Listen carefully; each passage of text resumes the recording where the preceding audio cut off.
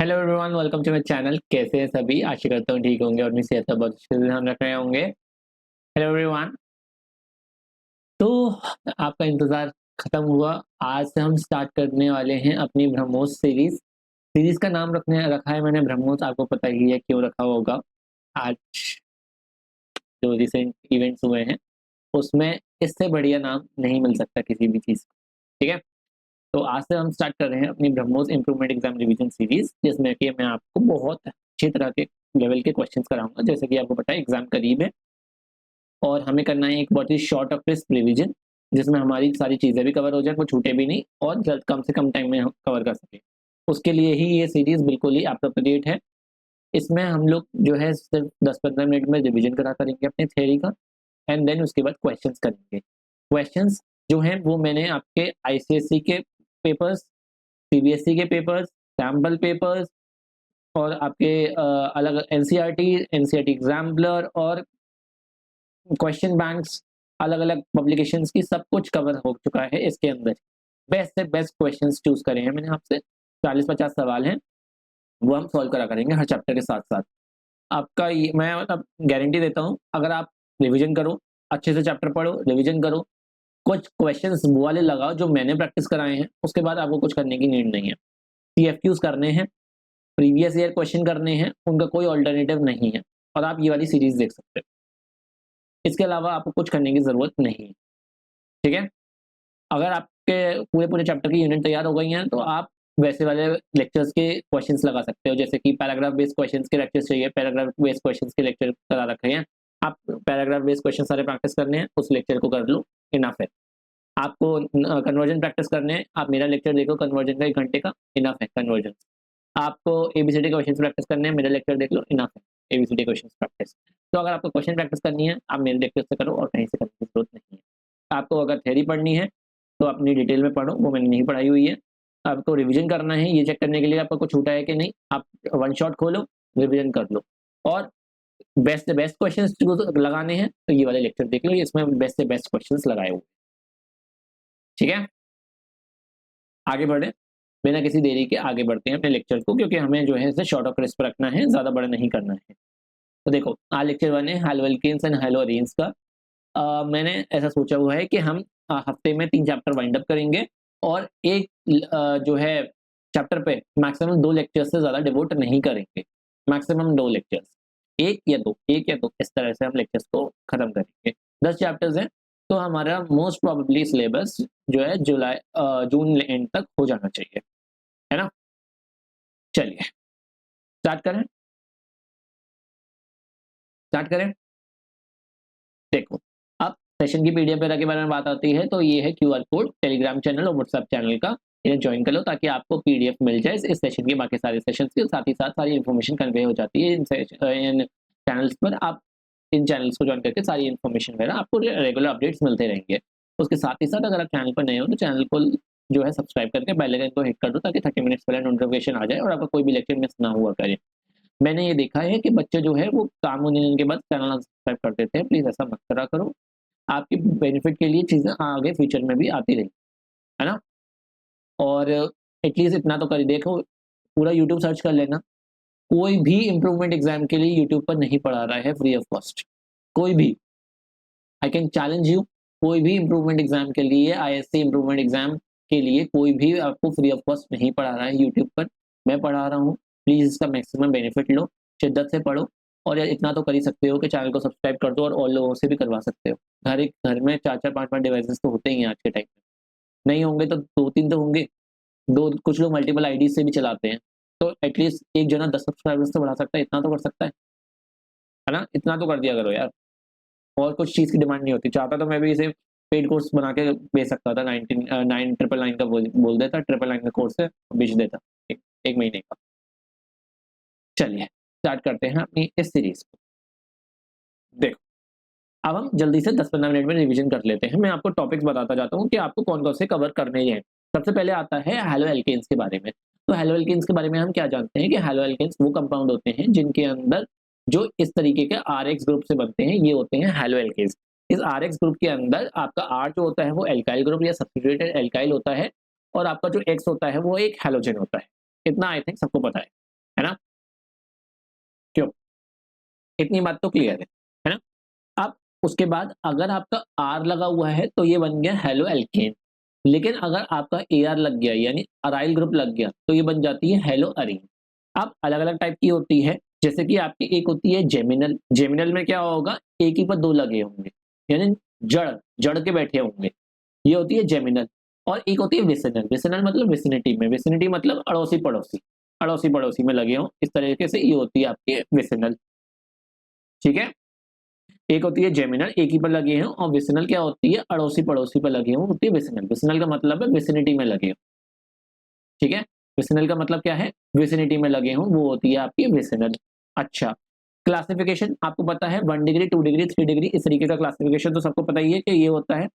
Next type होती है आपकी क्लासिफिकेशन की कि आपका एल्काइलिक हो गया, देन होता है अलाइल। अलाइल ग्रुप क्या होता है, अगर देखो CH2 डबल बॉन्ड CH और इस तरीके से X लगा हुआ हो तो ये होता है आपका क्या, विनाइल। क्या होता है ये होता है विनाइल। कभी कभार एग्जाम में क्वेश्चन कॉमन नेम पर भी आता है तो देख लेना ध्यान से। एक होता है इस तरीके से, ये CH2 CH sorry CH CH2 और ये X, इस तरीके से ये क्या होता है, ये होता है अलाइल। क्या होता है ये होता है अलाइल, है ना। नेक्स्ट होता है बेंजाइल। बेंजाइल ग्रुप इस तरीके से होता है, अगर आपका बेंजीन रिंग है और इस पर CH2X इस तरीके से लगा हुआ है तो ये होता है आपका बेंजाइलिक। यानी अगर इस तरीके का आपका एल्कोहल बनेगा तो हम उसे बेंजाइलिक अल्कोहल बनेंगे। अगर COH डायरेक्टली लगा है फिनॉल मतलब इस पे बेंजीन पे तो वो फिनॉल हो जाता है। लेकिन आपको कोई कहे बेंजाइलिक अल्कोहल बनाओ तो बहुत लोग बेंजाइलिक अल्कोहल में ये बना देते हैं, ये बना देते हैं, भाई ये तो फिनॉल है, ये बेंजाइलिक अल्कोहल थोड़ी है। बेंजाइलिक अल्कोहल क्या होगा, CH2 के संग OH लगाओ तो वो होता है बेंजाइलिक ग्रुप। ठीक है, इतनी बात क्लियर है। अगर हमारा डायरेक्टली ये इस तरीके से लगा होगा तो ये क्या होगा, ये है एराइल, बताया ना अभी, ये है एराइल, ये बेंजाइल नहीं है। समझ में आया, इस तरीके से होता है। प्रिपरेशन अगर हम हेलो एल्केन्स की बोले तो आपकी प्रिपरेशन लुकास टेस्ट वाली होती है आपकी, आपको पता है एनाइडस ZnCl2 और HCl से रिएक्शन होती है जब आपका OH रिएक्शन कर रहा होता है। इसमें हमारी कौन कौन सी रिएक्शन होती है, एक तो हमारी लुकास टेस्ट की होती है क्लोरो बनाने वाली, एक होती है आपकी जो है PX3 PX5 वाली। ठीक है, PX3 PX5 वाली होती है। और कौन सी रिएक्शन होती है आपकी, और आती है आपकी रेड फॉस्फोरस और कहते हैं क्लोरीन, ये वाली रेड फॉस्फोरस और आपका क्लोरीन दे रखा हो, ये इस तरीके से बन सकता है। और क्या हो जाएगी, और हो जाएगी आपकी डार्जन रिएक्शन SOCl2 के संग, फिंकलस्टीन रिएक्शन जो हैलाइड एक्सचेंज रिएक्शन होती है आपकी, हैलाइड एक्सचेंज रिएक्शन फिंकलस्टीन होती है वो होगी।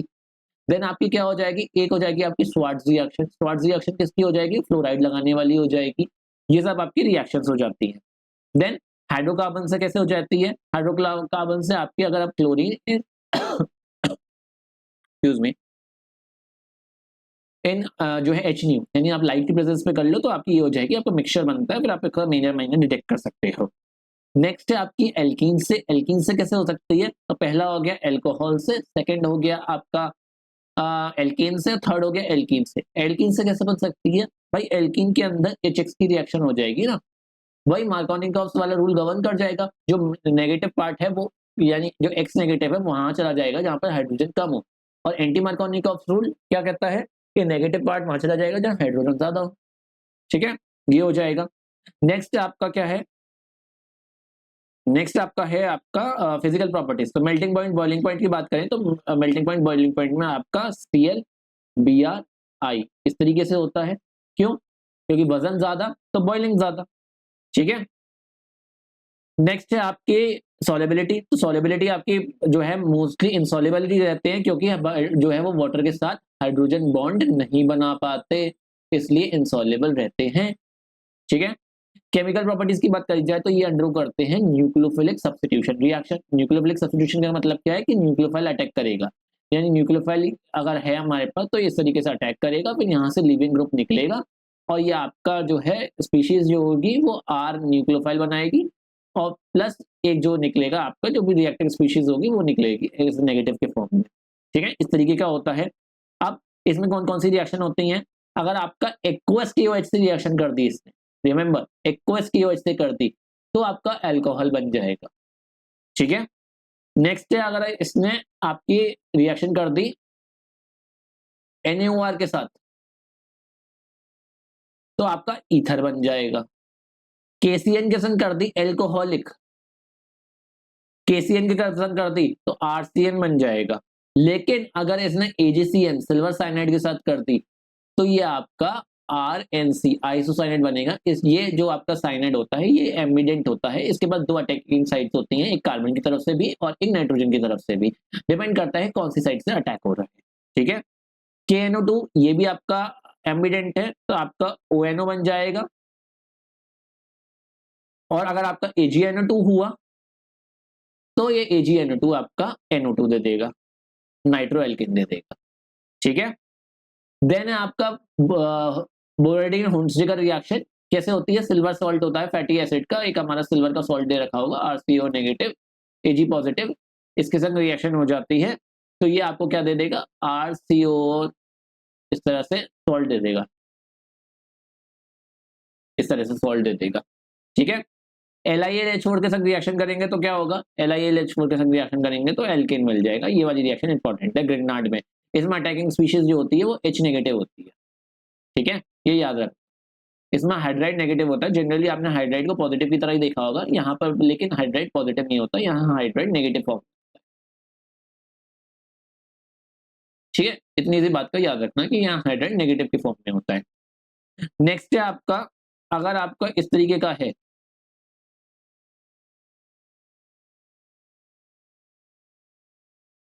इस तरीके का है तो ये आपका जो है वो हायर एल्काइंस दे देता है ना। ये हो गई टाइप 1 न्यूक्लियोफिलिक सब्स्टिट्यूशन। नेक्स्ट होती है एलिमिनेशन। एलिमिनेशन में हमारा सेट्जेफ रूल गवर्न करता है, जो क्या कहता है जहां पर ज्यादा एल्काइल ग्रुप्स लगे होंगे वो एल्कीन हमारी मेजर प्रोडक्ट होगी। जैसे कि आपका कोई भी लगा हुआ है, सपोज करो Cl यहाँ लगा हुआ है और आपका इस तरीके से है ये, तो ये क्या हो जाएगा इसमें, ये इस तरीके से ये यहाँ आ जाएगा और ये Cl बाहर निकल जाएगा, तो ये HCl के फॉर्म में निकल जाएंगे हीट करके। बीटा एलिमिनेशन होता है, इसे हम लोग बीटा एलिमिनेशन वही कहते हैं। क्यों, क्योंकि ये बीटा पोजीशन से एलिमिनेशन हो रहा है। अल्फा पोजीशन वो जहाँ पे आपका फंक्शनल ग्रुप लगा है और उसकी बगल वाली होती है बीटा, तो बीटा से एलिमिनेशन होकर यहाँ पे एल्कीन का फॉर्मेशन हो जाएगा। ठीक है, समझ में आई। नेक्स्ट ग्रिग्नार्ड से रिएक्शन, यहाँ पे ऑर्गेनोमेटेलिक कंपाउंड से रिएक्शन करेंगे तो Mg से रिएक्शन करके RMgBr ग्रिग्नार्ड रिएजेंट का प्रिकर्सर बन जाता है ना। अब और अगर सोडियम से रिएक्शन करेंगे तो ये आपकी वुड्स रिएक्शन हो जाती है। वुड्स रिएक्शन है कपलिंग रिएक्शन है, इसमें आपकी even number of carbon atoms के एल्केन्स बनता है, ये बात याद रखना। और ये रिएक्शन जो है ड्राई ईथर की प्रेजेंस में होती है क्योंकि रिएक्शन मॉइस्चर सेंसिटिव होती है ना। अब हेलोअरीन्स की बात करी जाए तो हेलोअरीन्स में प्रिपरेशन में वही X2 डाल के अगर आप जो है इसे आपको करानी पड़ती है डार्क में, है ना। डाइजोनियम सॉल्ट है, डाइजोनियम सॉल्ट से भी आपकी एनिलीन है, एनिलीन के संग आपकी क्या हो जाती है डायोएजाटाइजेशन रिएक्शन 0 से 5 डिग्री सेल्सियस के बीच में आइस कोल्ड मिक्सचर NaNO2 वाली जो HNO2 वाली रिएक्शन होती है, HNO2 वाली जो रिएक्शन होती है वो हो जाती है। बेंजीन डाइजोनियम सॉल्ट बन जाता है BDC और उससे आपके प्रिकर्सर रिएक्शन हो जाती है सैंडमेयर, गैटरमैन, बाल्शेमन रिएक्शन और आपकी आयोडो वाली रिएक्शन, ये आपकी रिएक्शंस हो जाती हैं। ठीक है, देन इसका आपको पता है कि इसके अंदर जो होता है वो रेजोनेंस स्टेबलाइज होता है, पार्शियल डबल बॉन्ड कैरेक्टर होता है जिसकी वजह से बॉन्ड लेंथ छोटी हो जाती है, C और X के बीच में डबल बॉन्ड आ जाता है इस वजह से, ये आपको चीजें पता ही है। नेक्स्ट आपका रिएक्शन होती है एक डाउस प्रोसेस होता है। डाउस प्रोसेस में जो होता है वो क्या कहते हैं क्लोरो ग्रुप लगा हो अगर इस पे, हेलोअरीन हो अगर इसमें इस तरीके का हो तो डाउस प्रोसेस होता है। आपको पता है NaOH वगैरह के साथ 673 केल्विन पर डाउस प्रोसेस होता है, फिनॉल बनाने की रिएक्शन है ये। साइनाइड के संग रिएक्शन होती है तो CuCN DMF के बेसिस पे, डाइमेथाइल फॉर्मामाइड DMF, ठीक है, DMF के प्रेजेंस में होती है एज अ सॉल्वेंट, तो आपका साइनाइड लग जाता है इसमें। ठीक है, नेक्स्ट है आपकी फिटिक रिएक्शन और वुड्स फिटिक रिएक्शन। ये कैसे होती है, फिटिक रिएक्शन होती है अगर 2 हेलो अरीन्स मिल रहे हो तो डाइफिनाइल बन रहा हो। वुड्स फिटिक होती है अगर एक आपका हेलो एल्केन हो एक हेलो अरीन हो तो वो मिल जाए तो हो जाती है आपकी वुड्स फिटिक। अगर इसके अंदर सोडियम है तो इसका नाम फिटिक हो जाता है, लेकिन अगर इसके अंदर कॉपर आ जाए कपलिंग करने तो इस रिएक्शन का नाम उल्मान रिएक्शन हो जाता है। ठीक है, बस इतना फर्क है कि अगर बनेगा डाइफिनाइल ही, लेकिन अगर इसमें सोडियम आ जाए तो फिटिंग है, लेकिन कॉपर आ जाए तो उल्मान रिएक्शन। ठीक है। इलेक्ट्रोफिलिक की बात करी जाए तो अगर सपोज करो क्लोरो एल्केन है, मैं बहुत जल्दी जल्दी पढ़ा रहा हूँ, है ना, सिर्फ एक ब्रशिंग कर रहे हैं हम लोग। क्लोरो एल्केन है, अगर इसके अंदर इलेक्ट्रोफिलिक सब्स्टिट्यूशन होती रिएक्शन होती है, यानी अगर इसमें इलेक्ट्रोफाइल है तो इसमें Cl पॉजिटिव एक इलेक्ट्रोफाइल का काम करेगा। भाई ये इलेक्ट्रॉन रिच स्पीशीज है, इलेक्ट्रॉन रिच स्पीशीज अटैक कर रही है इसके ऊपर। ठीक है। इलेक्ट्रोफिलिक रिएक्शन होती है तो अगर आपका ऑर्थो और पैरा प्रोडक्ट्स बन जाते हैं। ठीक है। इस तरीके से प्रोडक्ट्स आपके बन जाते हैं। इसी में आपकी हो जाती है फ्रीडल क्राफ्ट एसाइलेशन, एल्काइलेशन, और इसी में हो जाती है आपकी नाइट्रेशन और सल्फोनेशन, ऑर्थो और पैरा करके। ठीक है, समझ में आई। इलेक्ट्रोफिलिक सब्स्टिट्यूशन रिएक्शन हो जाती है, क्यों? क्योंकि ये जो है इलेक्ट्रॉन रिच है ना, क्लोरीन इलेक्ट्रॉन डोनेट करेगा, इलेक्ट्रॉन रिच चाहिए यहाँ पे भाई। ये जो है वो क्या करेगा, प्लस एम से देगा और माइनस आई से खींचेगा, लेकिन यहाँ प्लस एम डोमिनेट कर जाता है तो ये डोनेट कर देता है। लेकिन ऑर्थोपैरा होने में क्या कहते हैं, इसका वही वाला फैक्टर डोमिनेट कर जाता है, पर ये Cl जो है माइनस आई से खींच भी रहा है और प्लस एम से दे भी रहा है, इसमें दो केस बन जाते हैं। ठीक है। तो इसमें क्वेश्चन बनता है कि ये ऑर्थोपैरा क्यों है जब ये विड्रॉ कर रहा है, तो इस तरीके का क्वेश्चन बनता है इसके अंदर। ओके, ये चीज हो गई। अब स्टीरियो आइसोमेरिज्म की बात आती है तो स्टीरियो आइसोमेरिज्म आपको पता ही है, कायरल नेचर बताइए, चारों वैलेंसी अलग अलग सेटिस्फाइड हो, कायरल नेचर है। प्लेन पोलराइज्ड राइट को रोटेट कर दे, ऑप्टिकली एक्टिव है, नहीं करे ऑप्टिकली इनएक्टिव है। जो डेक्स्ट्रो है वो क्या कहते हैं, राइट में करती है, तो डेक्स्ट्रो क्या करते हैं, राइट में करेगी। लीवो जो है वो लेफ्ट में करेगी। स्पेसिफिक रोटेशन का फॉर्मूला आपके कोर्स में नहीं है, आपका को सवाल नहीं आया आज तक, तो वो कराएंगे नहीं। एसिमेट्रिक मॉलिक्यूल क्या है, जो चार सब्स्टिट्यूएंट्स डिफरेंट है वो एसिमेट्रिक है, जिसमें प्लेन ऑफ सिमेट्री और एक्सिस ऑफ सिमेट्री नहीं होता बेसिकली, वो आपका जो है एसिमेट्रिक मॉलिक्यूल है। कायरल आपके चारों वैलेंसी अलग अलग सेटिस्फाइड हो। इनैंशियोमर जो होते हैं वो कौन से होते हैं, जो non super imposable mirror image बनाए, नॉन सुपर इम्पोजेबल बनाते हैं वो आपके इनैंशियोमर्स होते हैं। ठीक है। रेसिमिक मिक्सचर क्या होता है, प्लस माइनस जो मिक्सचर होता है जिसमें प्लस भी हो और माइनस भी हो इक्वल क्वांटिटी, वो आपका रेसिमिक मिक्सचर हो जाता है। रेसिमाइजेशन कन्वर्जन रेसिमिक मिक्सचर में वो हो जाता है रेसिमाइजेशन। रेजोल्यूशन क्या होता है, ऑप्टिक, अब इस मिक्सचर को सेपरेट करना, प्लस माइनस वाले को सेपरेट करने को कहते हैं हम लोग resolution of mixture. Meso compound क्या होते हैं, जिसमें दो एक से ज्यादा कायरल सेंटर होते हैं और एक दूसरे की मिरर इमेज होते हैं, यानी ये वाला हाफ बिल्कुल डिट्टो रिप्रेजेंटेटिव है ये वाले हाफ का, बीच में प्लेन ऑफ सिमेट्री जा रही है, ये होते हैं मीजो। इसका एग्जांपल है टार्ट्रिक एसिड। ठीक है। डायस्टीरियोमर्स जो कि नॉन सुपर इमर्सिबल और जो मिरर इमेज भी नहीं होते और नॉन सुपर इमर्सिबल भी नहीं होते, वो आपके डायस्टीरियोमर्स हो गए। रिटेंशन क्या होता है, अगर घुमाने के बाद कॉन्फ़िगरेशन रिटेन हो जाए, यानी ये आपके सिलेबस में नहीं है, लेकिन अगर आर कॉन्फ़िगरेशन से आर ही आए घुमाने पर भी, तो वो हो जाते हैं आपके क्या, रिटेंशन कॉन्फ़िगरेशन का। और इन्वर्जन हो जाता है अगर आर से एस हो जाए या एस से आर हो जाए, मतलब उल्टी हो जाए। ठीक है, इन्वर्जन हो जाता है कॉन्फ़िगरेशन में अगर स्टीरियो सेंटर के अराउंड कॉन्फ़िगरेशन चेंज हो जाए तो। ठीक है। बाकी अगर इस तरीके से ये लगा हो तो ये होता है वेज, और इस तरीके से हो तो ये होता है डैश कॉन्फ़िगरेशन। ठीक है। नेक्स्ट होती है SN1 SN2 substitution nucleophilic unimolecular SN1, और SN2 होती है बायोमोलिकुलर। ये जो होती है ये एक स्टेप में होती है, ये दो स्टेप में होती है, ये एक चीज पर डिपेंड करती है। ये जो होती है, सॉरी उल्टा बोल दिया मैंने, ये जो होती है SN1 जो होती है वो दो स्टेप में होती है। पहला स्टेप होता है कार्बोकेटाइन का बनना और दूसरा स्टेप होता है अटैक होना, और जबकि ये जो होती है एक ही स्टेप में बनना और टूटना दोनों एक ही स्टेप में हो जाते हैं, और इसमें कॉन्फ़िगरेशन का इन्वर्जन हो जाता है, जिसे हम कहते हैं वॉल्डन इन्वर्जन।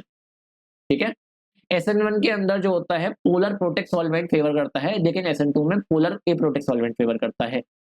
SN1 के लिए 3 to 1 इस तरीके से होता है कि कार्बोकेटाइन की स्टेबिलिटी देखी जाती है, जबकि इसके अंदर 1 to 3 होता है, क्योंकि इसके अंदर लीस्ट स्टेरिक हिंड्रेंस देखी जाती है। SN1 जो होती है वो हमारी स्टीरियो सिलेक्टिव रिएक्शन है, क्योंकि इसके अंदर सिलेक्शन होता है कि आगे से आए कि पीछे से आए, जबकि SN2 जो होती है स्टीरियो स्पेसिफिक रिएक्शन है। क्यों? क्योंकि इसके अंदर इन्वर्जन होना कंफर्म्ड है, स्पेसिफिक है कि इन्वर्जन होगा ही होगा। ठीक है। इतना मैंने आपको डिफरेंस SN1 और SN2 में बता दिया। SN1 रिएक्शन जो होती है और SN2 रिएक्शन जो होती है, सब दोनों का चीज मैंने आपको बता दी है, रिवीजन करा दिया है। ठीक है। और आगे है पॉलीहाइड्रोजन कंपाउंड। तो पॉलीहाइड्रोजन कंपाउंड ऐसा सिलेबस में नहीं आते हैं, मतलब क्वेश्चन नहीं आते हैं ज्यादातर, लेकिन इसमें आपको बस वही याद रखना है, DDT और आपका क्लोरोफॉर्म। ठीक है, DDT और क्लोरोफॉर्म याद रखने हैं, सॉरी क्लोरोफॉर्म कह रहा हूँ, CCl4 कार्बन टेट्राक्लोराइड याद रखना है। इनका स्ट्रक्चर वगैरह पता था, ध्यान मत देना, और बस जो है इनके बारे में थोड़ा बहुत पढ़ लेना, है ना।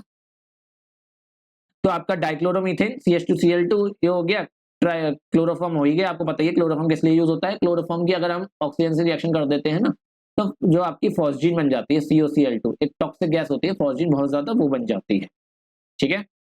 देन उसके बाद इसे जो है हम लोग स्टोर करके रखते हैं, इसके अंदर 1% इथेनॉल डाल देते हैं, 1% इथेनॉल डाल देते हैं। क्यों? क्योंकि 1% इथेनॉल डालने से क्या हो जाता है, इसकी टॉक्सिसिटी खत्म हो जाती है, ठीक है।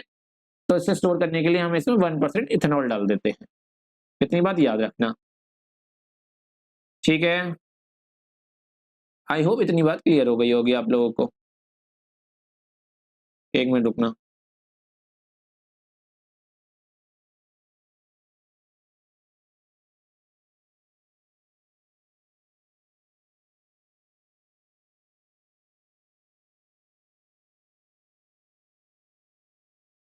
ठीक है ना। आइडोफॉर्म के बारे में बाकी चीजें हम डिटेल में पढ़ेंगे जब हम आइडोफॉर्म टेस्ट पढ़ेंगे। CHCl3 इसका वो होता है फॉर्मूला, और ये आपका येलो कलर का सॉलिड देता है, आपके टेस्ट में काम आता है। ये आयोडीन और NaOH के संग रिएक्शन होती है तो आइडोफॉर्म का टेस्ट होता है, जो आपके मिथाइल कीटोन्स देते हैं, ठीक है।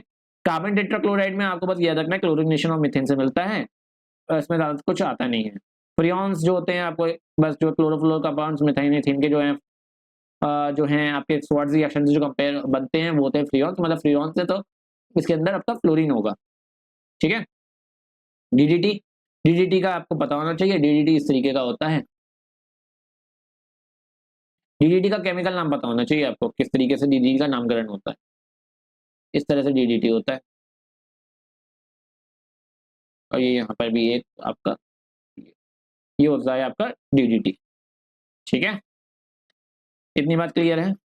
डाउस प्रोसेस हो गया आपका। हाँ, अब है आपके केमिकल टेस्ट। केमिकल टेस्ट में silver nitrate test, silver nitrate test आपका जो है डिस्टिंग्विश करने के काम आता है। इसमें आपके एल्काइल, बेंजाइल और अलाइल, ये आपके जो होते हैं ये टेस्ट देते हैं, आपके विनाइल ग्रुप और एराइल ग्रुप नहीं देते। क्यों? क्योंकि इनके अंदर sp2 हाइब्रिडाइजेशन होती है, तो ये वाला जो है वो टूटता नहीं है ना। ये जो है टेस्ट दे देते हैं क्योंकि ये टूट जाते हैं, sp3 हाइब्रिडाइजेशन होती है, ये छोड़ना नहीं चाहेगा भाई। अगर इस तरीके का होगा कोई, तो आगे विनाइल का ये होता है, तो ये कार्बोकेटाइन बिल्कुल भी स्टेबल नहीं होगा। डबल बॉन्ड और ये पॉजिटिव ये बिल्कुल भी स्टेबल नहीं होगा, तो ये बनता ही नहीं है, ये टूटेगा ही नहीं, ठीक है। तो इसलिए ये नहीं देते हैं। नेक्स्ट आपका ल्यूकास टेस्ट है, टर्शरी सेकेंडरी ऑफ 1 डिग्री का। ये 5 मिनट में टर्बिडिटी आ गई, इंस्टेंट आ गई और बहुत देर में आई, उस तरीके से आपका वाटर टेस्ट हो जाता है, ठीक है। अब आते हैं क्वेश्चंस पर, क्वेश्चन शुरू करते हैं। बहुत देर हो गई है, हमने अपना आराम से चैप्टर पढ़ लिया, अब क्वेश्चंस पर आते हैं, जल्दी जल्दी क्वेश्चंस लगाते हैं, ठीक है। चलिए जल्दी जल्दी क्वेश्चंस लगाना शुरू करो। हम लोगों ने आज तो थोड़ी देर हो गई है, आज हमारे को 20 मिनट हो गए, 20-22 मिनट। अगली बार से 15 मिनट के अंदर ही चैप्टर को वाइंड अप कर लेंगे, ठीक है। ये मैंने आपको एक ओवरव्यू दिया है, ये मत सोचना कि चैप्टर पढ़ाया नहीं है, पढ़ाना था भी नहीं मुझे चैप्टर, ये तो सिर्फ एक ओवरव्यू देना चैप्टर का, ठीक है। चलो स्टार्ट करो क्वेश्चन को। हाँ जी, स्टार्ट करो क्वेश्चन को। पहला देखो, product form and aniline is warm with chloroform and caustic potash. अब ये भी बताया जब एनिलीन को वार्म किया जाता है क्लोरोफॉर्म और कास्टिक पोटैश से, तो आपको कौन सा प्रोडक्ट बनता है? आपको बनता है इससे फिनाइल आइसोसाइनाइड। मैंने आपको बताया कि एनिलीन जो होता है वो क्लोरोफॉर्म और कास्टिक पोटैश यानी कि OH क्लोरोफॉर्म से जो होता है वो आपको आइसोसाइनाइड देता है, फिनाइल आइसोसाइनाइड। और ये बहुत ही फेमस रिएक्शन है, ठीक है। कार्बाइल अमीन रिएक्शन, बहुत ही फेमस रिएक्शन, काफी बार एग्जाम में पूछी गई। नेक्स्ट देखो, न्यूक्लियोफिलिक सब्स्टिट्यूशन रिएक्शन स्लोएस्ट किसमें होती है? तो स्लोएस्ट वहां होगी, कहां पे होगी? जहां पर लीविंग ग्रुप बहुत मुश्किल से निकलेगा, और लीविंग ग्रुप सबसे मुश्किल से कहां निकलता है? एक मिनट रुकना, लीविंग ग्रुप सबसे मुश्किल से कहां निकलता है? जहां पे कार्बन और लीविंग ग्रुप का बॉन्ड सबसे पास पास होगा, बहुत छोटा छोटा पास पास होगा, स्ट्रॉन्ग फोर्सेस होंगी, वहां पे लिविंग ग्रुप मुश्किल से निकलेगा, वहां अटैक जो होगा सबसे स्लो होगा। ऐसा कहाँ होगा? फ्लोरो में। और कहाँ पे भाई? फ्लोरो के अंदर कार्बन फ्लोरीन का बॉन्ड जो होगा वो बहुत पास पास होगा, तो टूटने में दिक्कत लगेगी, तो जो है इसमें क्या होगा? स्लोएस्ट होगा न्यूक्लियोफिलिक सब्स्टिट्यूशन। और क्या होगा? कौन कायरल है और कौन SN2 फास्ट देता है? तो देखो पहला वाला तो कायरल बिल्कुल नहीं है, क्योंकि यहाँ पे 2 H होंगे, तो ये तो कायरल नहीं है, ठीक है। यहाँ पे देखो एक तरफ CH3 है, एक तरफ Br है, एक तरफ यहाँ H होगा, और एक तरफ यहाँ पे ये जा रहा है CH2, तो ये हो गया कायरल। तो कायरल कौन है? तो कायरल में तो आ गया आंसर बी, कायरल तो बी है। SN2 कौन देगा? तो ये 1 डिग्री है और ये आपका कैसा है? ये आपका 2nd डिग्री है। तो SN2 कौन फास्ट देता है? SN2 का ऑर्डर अभी बताया ना, 1 2 3, ये होता है SN2 का ऑर्डर। तो SN2 कौन फास्ट देगा? ए। तो पहले का आंसर क्या होगा? बी, और फर्स्ट का आंसर क्या होगा, और सेकंड का आंसर क्या होगा? ए। नेक्स्ट देखो, कंपाउंड वाई बताना है इसके अंदर कि कंपाउंड वाई क्या होगा। ठीक है, हाँ जी बताओ, कंपाउंड वाई क्या होगा? अभी अभी तो ये वाली रिएक्शन बताई मैंने। अरे भाई, अगर हमारा एनिलीन है और एनिलीन हमारा NaNO2 और HCl से रिएक्शन करता है, डाइऑक्साइडाइजेशन रिएक्शन होती है। ये आपका डाइजोनियम सॉल्ट बन गया, N2 पॉजिटिव Cl नेगेटिव, और Cu2Cl2, ये मैंने बताया ना, वही गेटरमैन और वो वाला चक्कर है ये, सेंडमेयर वाला। क्या बनेगा इससे? अरे भाई बनेगा तो आपका क्या बनेगा? Cl ग्रुप ही लगेगा ना, हेलोअरीन में बनेगा आपका, हेलोअरीन बनेगा ना। कौन सा बनेगा इस पे बताओ, कौन सा बनेगा? ये बनेगा, ये देखो ये वाला तो कट हो गया क्योंकि हेलोअरीन बनेगा। कौन सा बनेगा? ऑब्वियसली ये बनेगा ना। सोचना क्या था इसमें? अगर आपको इसी की जगह हाँ HbF4 दे दिया होता तो आपकी बाल शिमन हो जाती और आपका फ्लोरो लग जाता।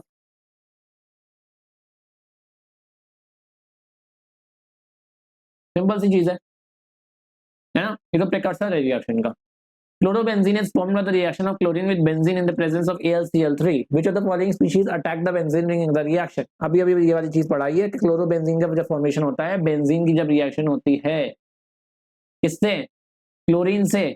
किसकी प्रेजेंस में? AlCl3 की प्रेजेंस में। तो मैंने आपको बताई है कि अटैकिंग स्पीशीज जो होती है इस केस में Cl पॉजिटिव होती है, ये होती है, ये वाली स्पीशीज होती है, ये जो बेंजीन पर अटैक करती है कौन होती है? Cl पॉजिटिव होती है। यही होता है, बताना क्या सही बोल रहा हूँ? हाँ भाई सही बोल रहा हूँ, Cl पॉजिटिव। ठीक है, दरअसल जो है ना ये इसके संग AlCl3 के संग कॉम्बिनेशनल प्रोडक्ट बना ले, अडक्ट बना लेती है, adduct. Which of the following conversion be brought? Benzene से BDC बनाना है, बहुत इजी है यार। बेंजीन से BDC नहीं बना पाओगे?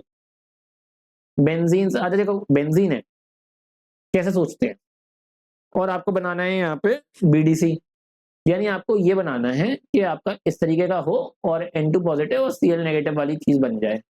अगर इस टाइप की बननी है तो कैसे बनाएंगे? तो उसके लिए आपको ये होना जरूरी है, क्या? एनिलीन। क्यों? क्योंकि एनिलीन से मैं डायोएजाटाइजेशन कर सकता हूँ, डायोएजाटाइजेशन रिएक्शन कर सकता हूँ। अब ये कैसे बनेगी एनिलीन?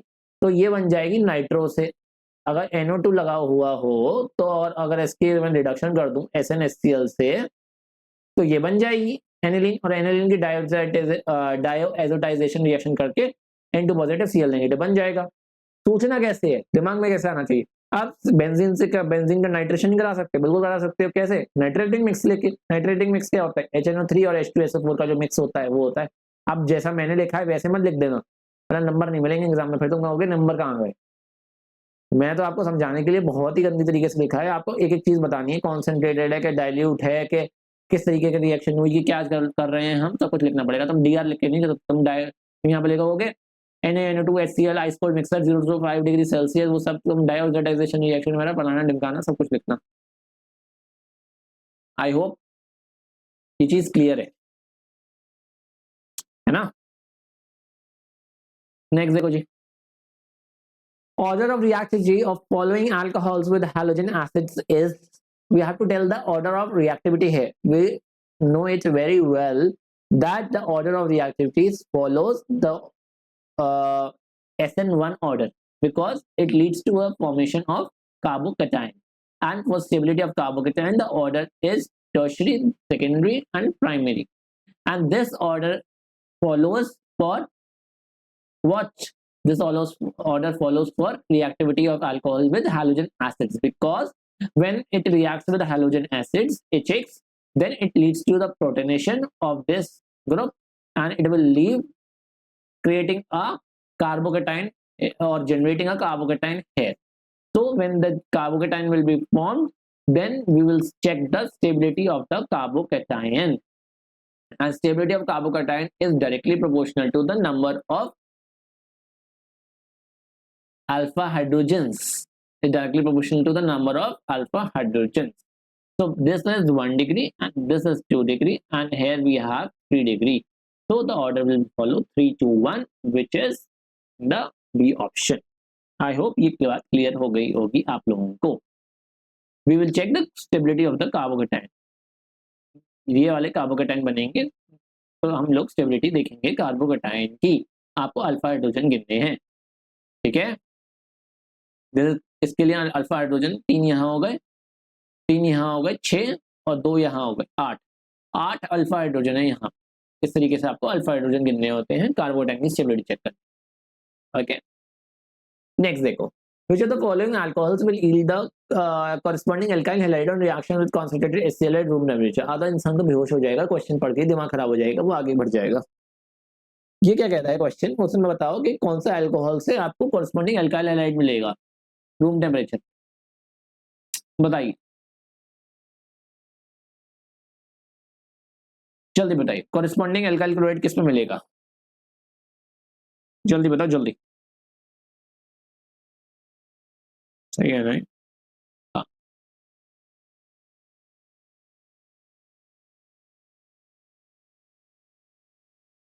इस क्वेश्चन में कोई गड़बड़ तो नहीं है, लग रहा है कुछ कंप्लीट नहीं है. which of the following alcohol will lead the corresponding alkyl chloride on a reaction with concentrated. हाँ, concentrated HCl से रूम टेम्परेचर पर रिएक्शन हो रही है ना, तो टर्शरी वाला ही देगा, ऑब्वियस ही बात है. टर्शरी वाला कौन सा है? ये वाला. ये वाला देगा आपको अल्कलाइल क्लोराइड, डी. पता नहीं इस क्वेश्चन में कुछ कमी लग रही है, आई डोंट नो. चलो आगे बढ़ते हैं. वैसे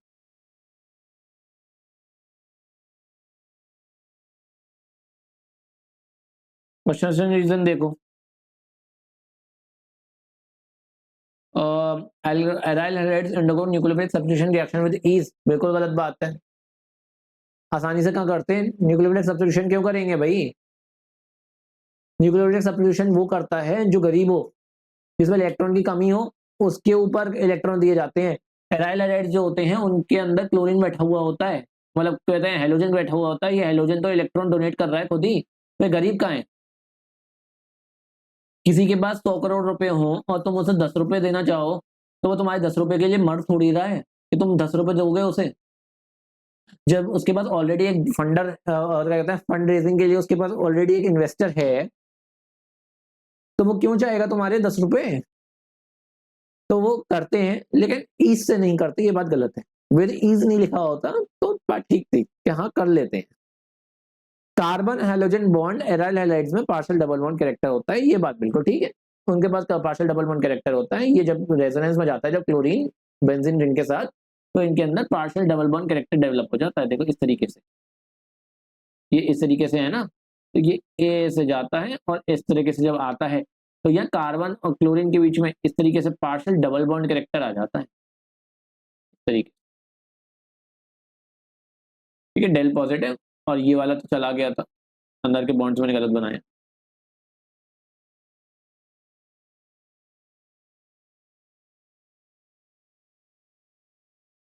ये नेगेटिव हो जाएगा, ठीक है. इस तरीके, तो आंसर हो जाएगा पहला वाला डी. आंसर हो जाएगा डी वाला. एक मिनट रुको, क्या हो जाएगा आंसर? आंसर हो जाएगा ये डी वाला. असर्शन गलत है लेकिन रीजन सही. नेक्स्ट देखो, C5H12 में जितने भी एल्केन्स बने उसमें से बताना है कि फोटोकेमिकल क्लोरीनेशन में सिंगल कौन देगा. तो सिंगल जो है वो टर्शरी वाला देता है, बाकी सब तो मिक्सचर ऑफ प्रोडक्ट्स दे देते हैं. खैर बना के देखते हैं एक बार, बना के देख लें. C5H12 के कितने बनेंगे बताओ.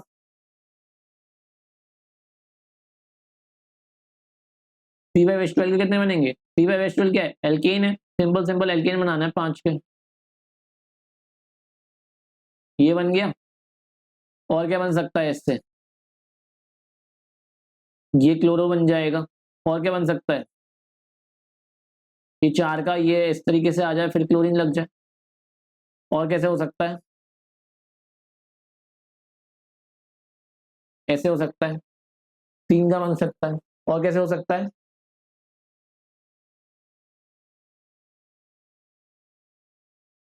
इस तरीके से सेकंड पर आ जाए। और कैसे हो सकता है? बताओ बताओ बताओ, और कैसे हो सकता है?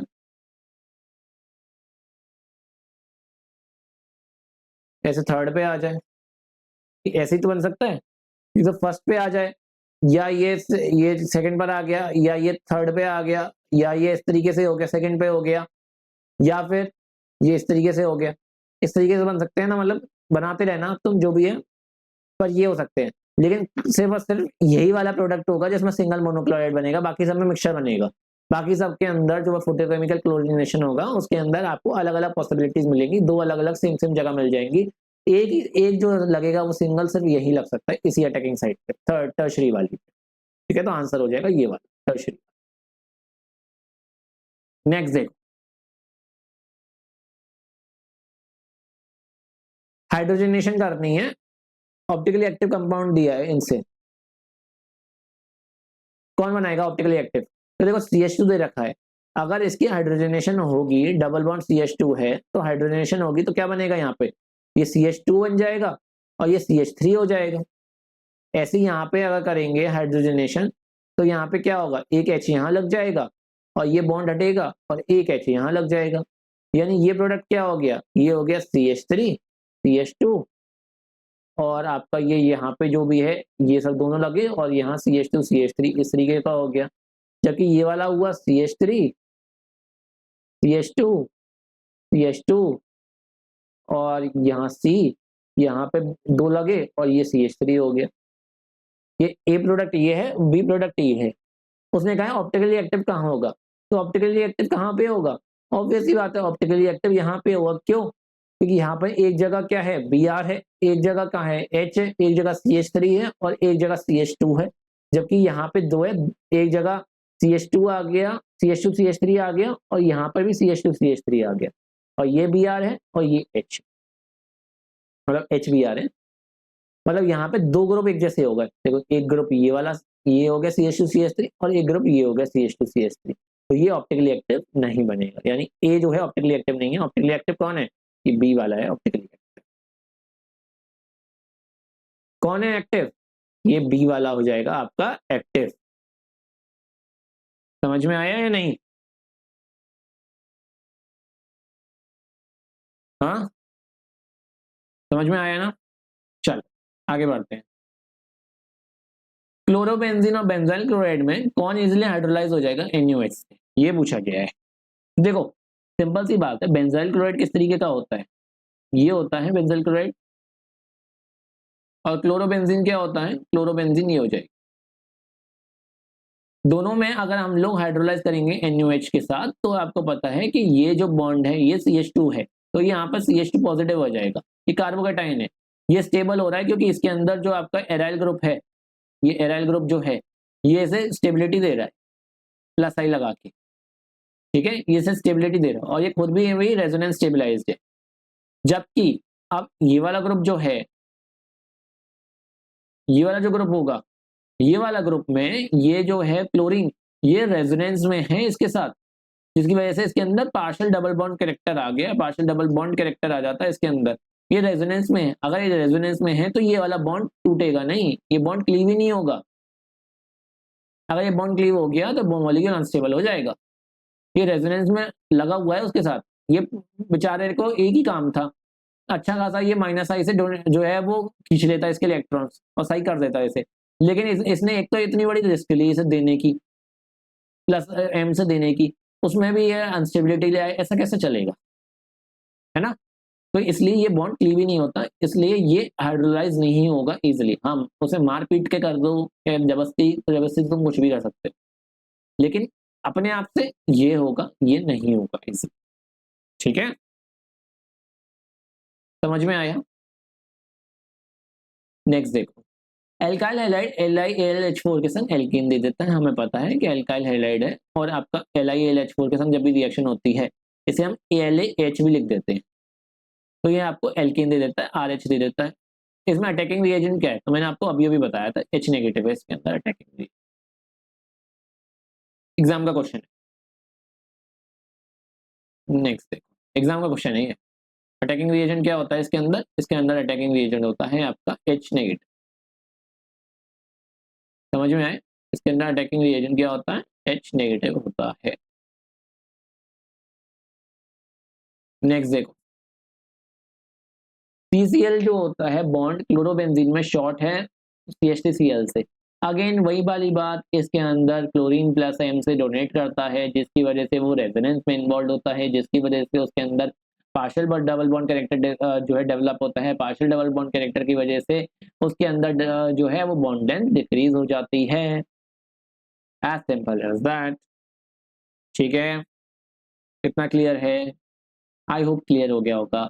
1 मिथाइल साइक्लोहेक्सीन को HI के संग ट्रीट किया तो क्या बनेगा?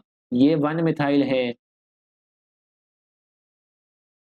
और साइक्लोहेक्सीन है, HI के संग ट्रीट कर रहे हैं, तो HI के संग ट्रीट करके क्या होगा? ये इस तरीके से बॉन्ड जाएगा, यहाँ पर अटैक करेगा और ये I को बाहर ये निकाल देगा। तो ये क्या हो जाएगा? अब इसके अंदर दो प्रोडक्ट बन सकते हैं, ये सॉरी दो प्रोडक्ट बन सकते हैं इसके अंदर। या तो प्रोडक्ट इस तरह से बन सकती है, CH3 हो गया। अब या तो यहाँ पे I लग जाए और ये बॉन्ड टूटा है, यहाँ H आ जाए, ये एक प्रोडक्ट है। दूसरा प्रोडक्ट बन सकता है कि यहाँ पे आपका CH3 के साथ H आ जाए और यहाँ I आ जाए। कौन सा प्रोडक्ट प्रेफर होगा?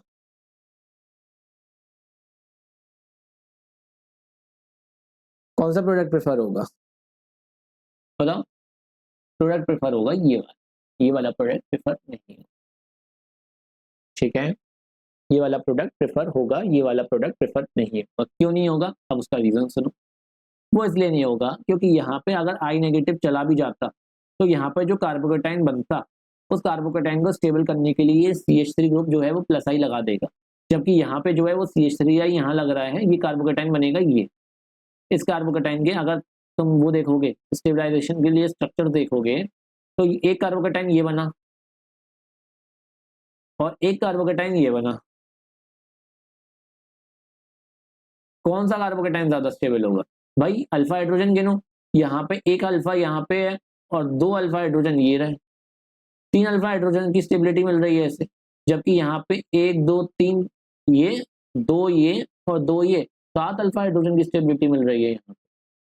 तो ऑब्वियस ही बात है सबसे ज्यादा स्टेबल कौन होगा? ज्यादा स्टेबल ये वाला बनेगा। ठीक है, समझ में आई?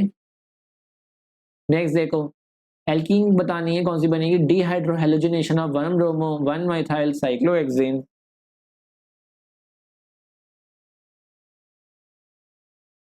साइक्लोहेक्सेन है और साइक्लोहेक्सेन में क्या बोल रहा है वो? 1 ब्रोमो और 1 मिथाइल है। जेई में चले जाते हैं तो यही क्वेश्चन आ जाता है, बस इसके अंदर स्टीरियोकेमिस्ट्री जोड़ देते हैं कि ऊपर से आएगा कि नीचे से जाएगा। ठीक है, एल्कोहलिक QH के संग रिएक्शन करते हैं। अब मुझे पता है कि एल्कोहलिक QH से रिएक्शन करिए तो एल्कीन बनती है। अब CH3 ये रहा, तो अब एल्कीन बनने में दो पॉसिबिलिटीज है, या तो ये इस तरीके से एल्कीन बन जाए, ठीक है, या फिर एल्कीन और कैसे बन सकती है? एक एल्कीन ऐसे बन सकती है, ऐसे,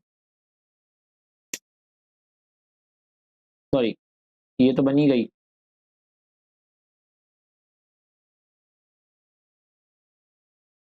एक ऐसे बन सकती है, ऐसे। दो तरीके की एल्कीन बन सकती है, या तो ऐसे बने या तो ऐसे बने। मेजर कौन सी होगी? मेजर ये वाली होगी। अगेन क्यों? इसमें लगेगा आपका क्या? सिट्जर फ्रूट। ज्यादा एल्काइलेटेड एल्कीन मेजर प्रोडक्ट है और आप देख लोगे स्टेबिलिटी कैसी है। तो इस एल्कीन को यहाँ पे ये दे रहा है, यहाँ पे H है, यहाँ पे ये है, यहाँ पे ये है। तो ये वाली एल्कीन किस तरीके की है? ये CH3 से दे रही है, जबकि यहाँ पे डबल बॉन्ड CH2 है, यानी यहाँ पे कुछ भी नहीं है, ये डबल बॉन्ड CH2 लगा हुआ है। यहाँ स्टेबिलिटी ज्यादा मिल रही है क्योंकि प्लस CH3 से स्टेबिलिटी मिल रही है इस एल्कीन। ठीक है, तो एल्कीन आपकी मेजर हो जाएगी। समझ में आई? आई होप इतनी बात क्लियर हो गई होगी, है ना? मोर एल्काइलेटेड एल्कीन मेजर प्रोडक्ट होती है सिट्जर फ्रूट। नेक्स्ट क्वेश्चन देखो,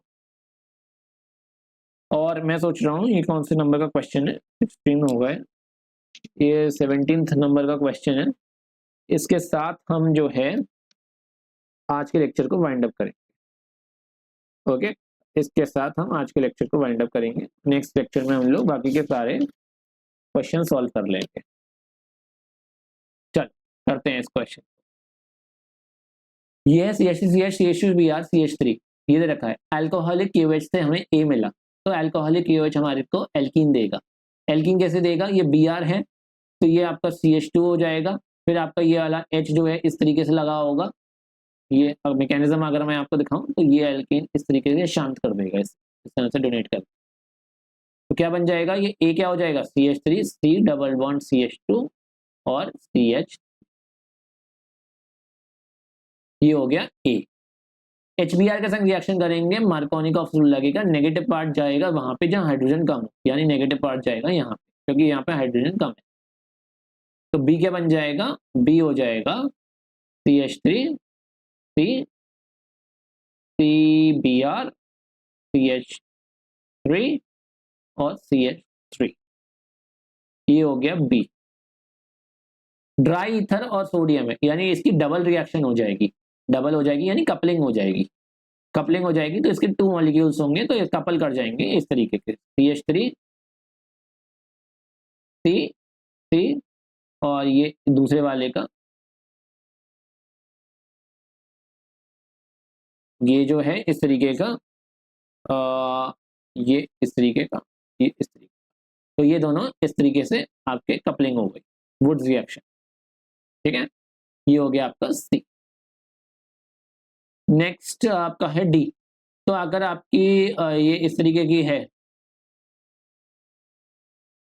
क्या है ये? एल्केन, वो है ना हेलो एल्केन, Mg से रिएक्शन करेगी तो क्या बनेगा? ग्रिग्नार्ड बनेगा। ग्रिग्नार्ड बना लो, ग्रिग्नार्ड बनेगा ना। अच्छा मेरे पीछे दिख नहीं रहा होगा, एक मिनट देखो, एक बार देख लेना, फिर मैं जो है देखो इस तरह से कपलिंग हो गई। ठीक है, चल हाँ जी, तो मेरे पीछे जो है ये ग्रिग्नार्ड बनेगा। तो ये किस तरह से हो जाएगा? CH2 है ना, Mg ड्राई ईथर है तो MgBr, ये इस तरह से Mg लग जाएगा यहाँ पे, तो D क्या हो जाएगा? C और ये CH3, अब ये CH2 MgBr। ठीक है, ये हो जाएगा, ये हो जाएगा D। ई में क्या है? पानी के संग रिएक्शन हो रही है, तो पानी के संग मुझे पता है कि ग्रिग्नार्ड किस तरह से रिएक्शन करता है। CH3 CH3 एल्किन बना लेता है पानी के साथ, CH2 और ये आपका MgBr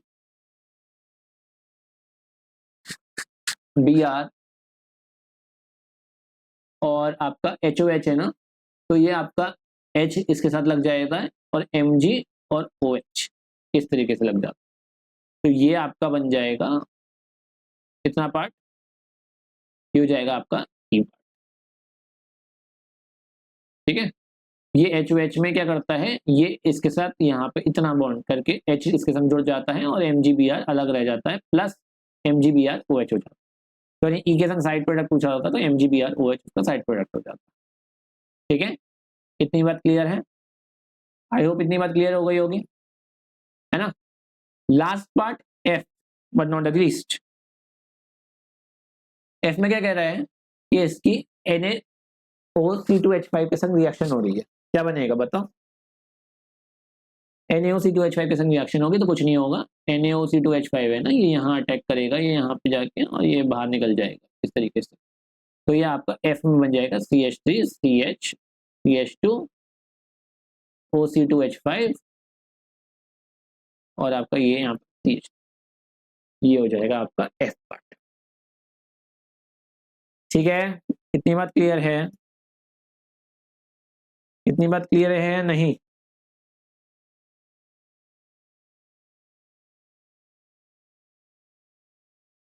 पक्का यही होगा या कुछ और होगा? जल्दी बताओ, यही होगा ना?